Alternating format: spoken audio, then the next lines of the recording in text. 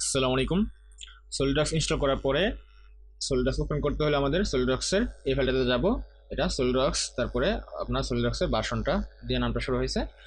তো আমরা একটা ডাবল ক্লিক করলে আমাদের অল্প কিছুক্ষণের মধ্যেই সলিডওয়ার্কসটা ওপেন হবে। তো সলিডওয়ার্কস ওপেন হওয়ার পরে আমাদের এরকম একটা ওয়েলকাম মেনু আসবে। তো এই মেনুটাতে আমরা কিছুদিনই দেখতে পাচ্ছি, যেমন হচ্ছে আমাদের এখানে আছে রিসেন্ট ফোল্ডার। আমরা রিসেন্টলি কী ফোল্ডার ব্যবহার করেছি এটা এখানে দেখাচ্ছে। তারপর সলিডওয়ার্কসের যে রিসোর্সেসগুলো আছে আপনাকে সলিডওয়ার্কস শেখার জন্য এরকম কিছু এখানে জিনিস এখানে আপনি পাবেন। তারপর আছে হচ্ছে রিসেন্ট ডকুমেন্ট। তো এখানে হচ্ছে আমি যে রিসেন্ট যে কাজগুলো করেছি সেটা এখানে দেখানো হচ্ছে। তো তারপরে আমরা দেখি যে এখানে আসছে হচ্ছে 3টা এনভায়রনমেন্ট আছে। সলিডওয়ার্কস এই এনভায়রনমেন্ট নিয়ে কাজ করে। তো সেটা হচ্ছে পার্ট এনভায়রনমেন্ট, অ্যাসেম্বলি এনভায়রনমেন্ট আর হচ্ছে ড্রয়িং এনভায়রনমেন্ট। তো প্রত্যেকটা এনভায়রনমেন্ট আবার তার ভেতরে আলাদা আলাদা টেমপ্লেট নিয়ে কাজ করে। আমরা সলিডওয়ার্কসে আমাদের নিজেদের মতো করে টেমপ্লেট তৈরি করে নিতে পারি, আমার নিজের জন্য, আমার নিজের কোম্পানির জন্য, অথবা আমরা যেটা চাই এরকম সলিডওয়ার্কসে আনলিমিটেড আমরা টেমপ্লেট তৈরি করতে পারবো। সলিডওয়ার্কস টেমপ্লেট হচ্ছে ফুললি কাস্টমাইজেবল। তো এটা গেলো আমাদের হোমে। তারপর আমরা যদি রিসেন্টলি ক্লিক করি তাহলে আমাদের এই রিসেন্ট যে কাজগুলো আছে আমরা এগুলো এখানে দেখতে পারবো। এখান থেকে আমরা নাম সার্চ দিয়ে ব্রাউজ করতে পারবো। তারপরে আমরা এখানে আমাদের যদি সলিডওয়ার্কস অ্যাকাউন্ট থাকে তাহলে আমরা এই সলিডওয়ার্কস অ্যাকাউন্টে আমরা এখান থেকে লগ ইন করতে পারবো। তো আমি গেলাম হচ্ছে হোম মেনুতে। তো এখানে আমাদের এই মেনুটা দেখানোর জন্য আমরা যদি এখান থেকে কেটে দিই তারপরেও আমরা এই মেনুটা নিয়ে আসতে পারবো। জাস্ট এই যে এখানে যেটা আছে এটাতে ক্লিক করলে আমাদের এই মেনুটা এখানে চলে আসবে। তো আমরা যদি কোনো একটা পার্টস তৈরি করতে চাই তাহলে পার্টস এনভায়রনমেন্টে ক্লিক করব। তো পার্টস এনভায়রনমেন্টে ক্লিক করার পরে আমাদের এরকম একটা এনভায়রনমেন্ট আসবে। এটা হচ্ছে আমাদের ডিফল্ট টেমপ্লেট, ঠিক ডিফল্ট না, আমি এখানে কিছু জিনিস চেঞ্জ করা আছে এখানে। যেমন আমার এই নর্মাল টু এটা হচ্ছে আমাদের এখানে নিয়ে আসা হয়েছে। তো আমরা এই জিনিসগুলো সব কিছু আস্তে আস্তে দেখবো। তো আমরা প্রথমে আসি এই সলিডওয়ার্কসের এই ইন্টারফেস পরিচিতি নিয়ে। তার প্রথমে আমাদের এখানে ফাইল মেনু আছে। তো এখানে আমরা দেখতে পাচ্ছি যে আমাদের ফাইল, এডিট এবং অন্যান্য মেনুগুলো এখানে আছে। আপনি যদি এটা দেখতে না পান তার কারণ হচ্ছে এটা আনপিন করা আছে। তো আমি যদি আনপিন করে রাখি তাহলে এখানে দেখা যাচ্ছে আমাদের এখানে কোনো ফাইল মেনুটা নাই। কিন্তু আমরা যদি এই ফ্লায়ার মেনুতে ক্লিক করি তাহলে ফ্লায়ার থেকে আমরা দেখতে পাচ্ছি যে এগুলো সব চলে আসছে। আপনি যদি এটা চান তাহলে পিন করতে তাহলে জাস্ট এই পিনে ক্লিক করলে আমাদের এটা এখানে পিন হয়ে যাবে।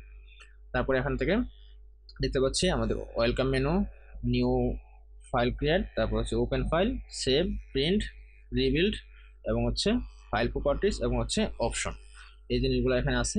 তারপরে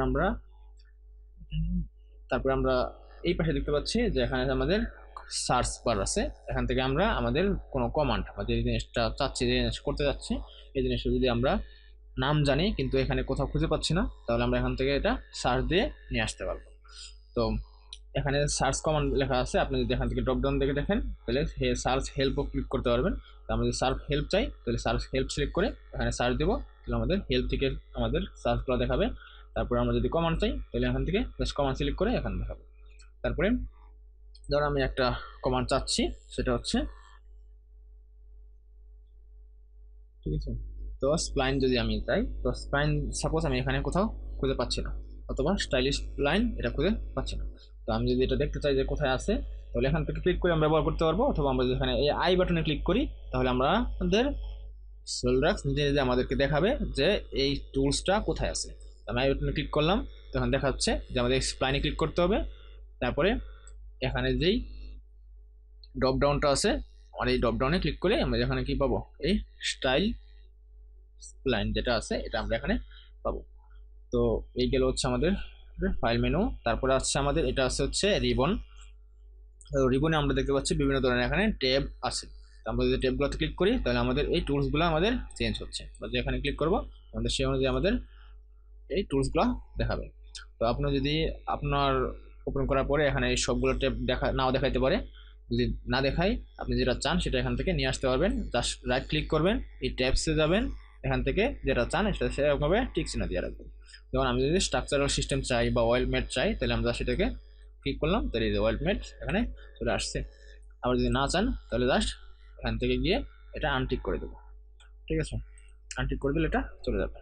তো আমরা যদি চাই যে এখানে যে ইউজেবল টুলসগুলো আছে এগুলো আমাদের এই ইন্টারফেসে নিয়ে আসবো, তো তখন আমরা কি করতে হবে, রাইট ক্লিক করে এই টুল বার্সে যাব। টুল বার্সে গিয়ে আমরা এখান থেকে যেটা চাচ্ছি সেটা আমরা এখান থেকে অন করে দিলে আমাদের এই সারফেসে চলে আসবে। সাপোজ আমি স্কেচ এই মেনুটা যাচ্ছে হচ্ছে যে আমাদের স্ক্রিনে দেখাবে, তো এখানে স্ক্রিনে দেখাচ্ছে এই পাশে আছে। আমি যদি এটা চাই জাস্ট এখান থেকে যদি আমি এটা টান দিয়ে নিয়ে আসি তাহলে এটা আমাদের এখানে চলে আসছে। আমরা যেখানে খুশি এটা এখানে নিয়ে যেতে পারবো। ঠিক আছে, আমি সব কাজ কিন্তু এখন লেফট ক্লিক করতেছি। আমরা লেফট ক্লিক ছাড়া অন্য ক্লিকের ক্ষেত্রে বলে দিব যে আমরা রাইট ক্লিক ব্যবহার করছি অথবা মিডল হুইল ব্যবহার করেছি, কিন্তু যদি আমরা লেফট ক্লিক ব্যবহার করি তাহলে আমরা এটা বলবো না, জাস্ট শুধু বলবো ক্লিক করেছি। তো এখানে আমরা এটা এখান থেকে নিয়ে আমরা কাজ করতে পারবো। তো আমরা যদি না চাই তাহলে সেখানে ক্রস চিহ্ন দিয়ে দিলে এটা আমাদের চলে যাবে। তো আমরা এটা দেখলাম। তারপরে আমাদের আছে হচ্ছে এই ভিউ প্যানেল। তো ভিউ প্যানেল মাধ্যমে আমরা আমাদের যে কাজটা করছি মডেলটা থাকবে সেটা আমরা ভিউ করতে পারবো। যেমন আমরা জুম টু ফিট, আমরা এটা ক্লিক করলে জুম টু ফিট হবে। যেহেতু আমরা এখানে কোনো মডেল নাই সুতরাং আমরা এটা দেখাতে পারবো না। এই জিনিসগুলো আমরা এভাবে কাজ করবে। তো এখানে হচ্ছে কোনো এরিয়া যদি স্পেসিফিক এরিয়া যদি আমরা জুম করে দেখতে চাই তাহলে এখান থেকে জুম টু এরিয়া ক্লিক করে এরিয়া সিলেক্ট করে দিব। তারপরে সেকশন ভিউ দেখতে হলে, তারপর ভিউ ওরিয়েন্টেশন এই জিনিসগুলো দেখতে হলে আমরা এখান থেকে দেখবো। তারপর আমাদের ডিসপ্লে স্টাইল যদি দেখতে হয় তাহলে এখান থেকে ডিসপ্লে স্টাইল আমরা সিলেক্ট করে দিতে পারবো। আমাদের যে স্টাইলটা এখানে প্রয়োজন হবে, এটা হচ্ছে এজ সহ দেখাবে, এটা হচ্ছে এজ ছাড়া শুধু সেটা দেখাবে। তারপরে আছে হচ্ছে hidden line remove, hidden line visible, তো ওয়্যার ফ্রেম, এরকম আমরা বিভিন্ন এতে আমাদের প্রয়োজন অনুসারে আমরা করতে পারবো। তো এখানে এই আই আই আই আই বাটনে এখানে ড্রপ ডাউনে আমরা দেখতে পাচ্ছি যে বিভিন্ন অপশন অন এবং অফ করা আছে। আমরা যদি কোনো জিনিস দেখতে চাই স্পেসিফিক্যালি অথবা দেখতে না চাই তাহলে আমরা এখান থেকে অন এবং অফ করে দেব। তারপরে আমাদের আছে হচ্ছে অ্যাপিয়ারেন্স এবং হচ্ছে সিন। তো সিন হচ্ছে আমাদের এই ব্যাকগ্রাউন্ড আমাদের যেটা দেখাবে সেটা। এখন আমাদের এখন 3 পয়েন্ট প্যাটেড দেওয়া আছে। তো আমরা যদি এখানে চাই তাহলে প্ল্যান প্যাটেড দিয়ে দিতে পারি। ঠিক আছে, আপনার যেটা পছন্দ হবে, অথবা আপনার এখান থেকে ম্যানেজ ফেভারিট অথবা আমরা কাস্টমাইজও করতে পারবো। তো আমি এটা রাখলাম। তো তারপরে হচ্ছে ভিউ সেটিংস থেকে আমরা বিভিন্ন ভিউ সেটিং দিতে পারবো এখান থেকে। তো আমরা এগুলো আস্তে আস্তে দেখব। তারপরে আমাদের এই পাশে আছে হচ্ছে ফিচার ম্যানেজার। তো আমাদের মডেলের প্রত্যেকটা কাজই হচ্ছে এখানে থাকবে। এখানে আমরা দেখতে পাচ্ছি যে আমাদের প্ল্যান আছে। তো আমাদের সলিডওয়ার্কস সাধারণত হচ্ছে প্ল্যান নিয়ে কাজ করে। প্ল্যানগুলো হচ্ছে ফ্রন্ট, টপ এবং রাইট, তিনটা প্ল্যান ডিফল্টভাবে আছে। আমরা চাইলে আমাদের মন মতো প্ল্যানও আমরা তৈরি করে নিতে পারবো। প্রত্যেকটা স্কেচ প্ল্যান থেকে শুরু হবে, তারপরে স্কেচের মাধ্যমে আমরা এটা রিভলভ, বল বেস, এক্সট্রুড যে কোনো কিছু আমরা এটা করব। তো এই হচ্ছে আমাদের সলিডওয়ার্কসের ইন্টারফেস এখান থেকে গেল। তারপরে আমরা নিচে এখান থেকে আমাদের সলিডওয়ার্কসের ইউনিটটা চেঞ্জ করে নিতে পারবো। আমরা যদি চাই এখানে ক্লিক করলে এখান থেকে আমরা যে কোনো একটা ইউনিট আমরা দিয়ে নিতে পারবো, অথবা আমরা আমাদের কাস্টমাইজ ইউনিটও এখানে ব্যবহার করতে পারবো। তো আজকে মুভি এই পর্যন্তই, ধন্যবাদ।